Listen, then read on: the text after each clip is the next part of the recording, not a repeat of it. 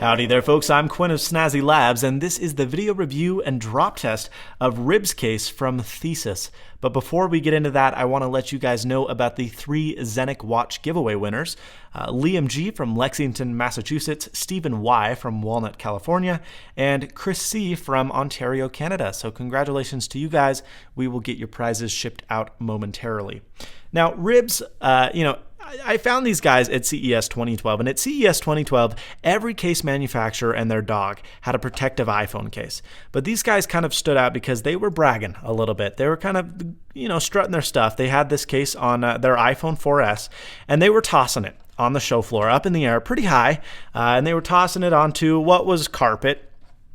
And they had some pretty brutal video footage, which is on their website, of them doing some crazy stuff, like throwing the phones at a pile of bricks, throwing it through a glass window, putting it in a paint shaker, which is brutal. And so I was, looking at them and said, you guys seem pretty confident. I was wondering if I could have one of these cases and test it out on my channel where I do drop tests. And all of a sudden, they became kind of hesitant and said, well, how high are you going to drop it from? And I said, well, the final drop is going to be 22 feet. And they said, the Ribbz case will be fine, but if it doesn't, will you let us know before you post the video? Like, will you just not post the video if the phone breaks? I'm like, no, if you give me this case, I'm going to do a drop test, and I'm going to post the video no matter the results. And they were really reluctant, but they finally said, okay, here you go. And so I feel that they're confident enough to see that this case will indeed protect my phone, and we'll put that to the test. My iPhone 4S right here, and the Ribbz case, which is made out of this very thermopolyurethane-like material. It is a little bit stretchier than TPU, but it's not silicone, and so because of that, you're not going to get lint and dust and all sorts of other crap. This is a rather unappealing case, I find. I don't think it looks all that great. This is one of the more boring colors, though. They do have some more vibrant, eccentric colors, which would certainly add to the characteristics of the case. But all you have to do is stick your iPhone in to the corners, and these sides here are really pretty flexible, but the corners, they don't look like it, but the corners really beef up and they become pretty rigid. So you have these 4 really tough corners, and the rest of the case is pretty malleable. So there's pretty much only severe or serious protection on the 4 sizes, and I can imagine that the ribs, the physical ribbing on the case, as you can see, is some sort of protection measure. I don't know if it distributes the shock of the drop or how it does it, but you can see the fit is pretty nice. The Apple logo would be there since I have a custom back plate. It's not there, but it should be there. There's a camera cutout as well as a flash cutout. There are no flash problems, and the case really does feel pretty nice in your hand. The question is, does it withstand a 22-foot drop? There is lay on the table design, and there is a lay on the table back design, so you don't scratch your camera or this Apple logo up. It really does feel much more comfortable than it looks. I really like the overall feel and aesthetic of the case. I just don't like how it looks. I think it's pretty ugly looking.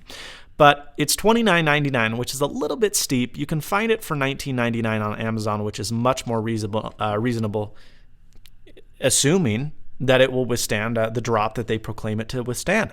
So I'm going to do the drop test right now. Before we get started, though, I do have a front and back screen shield on my iPhone. These do not come with the Ribbz case, disappointingly, so I'm going to take these off and throw them away because I want to make this as stock as I can to kind of put Ribbz against put this case through its paces, because I don't want to give them any advantage by giving them a screen shield to hold stuff together and distribute shock. So I'm going to pull this off, maybe. Man, that's a finicky screen shield. Those back panels, man, they are much more oleophobic than the front panels. They just seriously suck onto screen shields. There we go. All right, we got this pulled off. Let's go to the drop test zone and see how the Ribbz case fares. So I'm here with Ribbz case for iPhone 4S. As we talked about earlier, it's pretty ugly, but let's see if it withstands the drops. We're going to try this at 4 different height levels: 3 feet, 6 feet, 8 feet, and 22 feet. There are approximations. I don't know for sure. I am a very tall man. Look at my shorts. I get this criticism every time. That's not 6 feet. Actually, it is, because I'm 6'4". So they are pretty close. They're not dead on, but they're pretty close. Nonetheless, they're still pretty severe heights, and hopefully the Ribbz can withstand the fall, as many others have failed before it. Let's begin. So I'm going to press record on the iPhone so we can capture everything with the iPhone's camera. Once we've done that, I'm going to take it to about 3 feet and drop it in 3, 2, 1. Went right on the counter, or on the corner of the phone. It was pretty bouncy.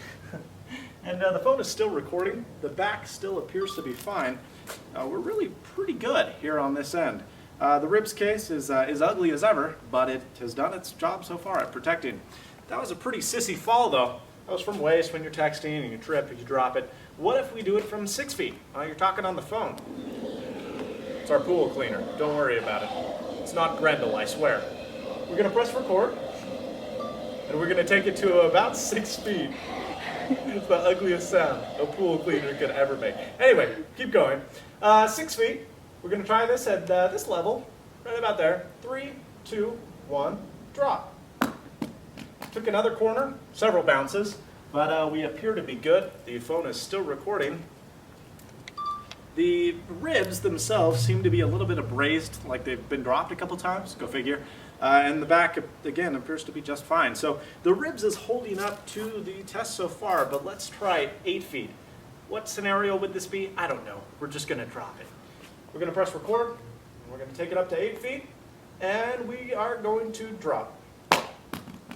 Now that landed more on the back of the phone, rather one of the corners. And, you know, we talked about that lay on the table design earlier. It really came into play here. The actual display is just fine. The rear is just fine with no cracks or abrasions. And the Ribbz case itself is in pretty good condition. So yeah, I mean, this has held up to its test so far. But most of the cases we try can do 3, 6, 8 feet. That's the whippy stuff. But what if we take it up to the monumental, gregarious 22 feet? I'm Quinn of Snazzy Labs. Let's do the 22-foot drop. All right, so we're here up on the 22-foot roof with the iPhone 4S and Ribbz. Will it withstand the drop? Let's test right now. Rather than drop at an angle, hoping that it will hit one of the ribbed edges, let's try dropping it screen down to see if that lay on the table design indeed comes into play. I'm going to press record on the iPhone, tip it upwards, 3, 2, 1, drop. That was not a good sound. Let's check it out.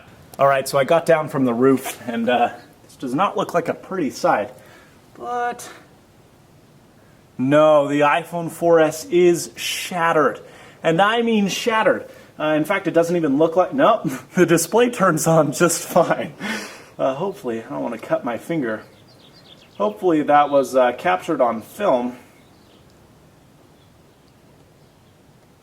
And we're going to take it up to 8 feet. Nope, doesn't look like it was.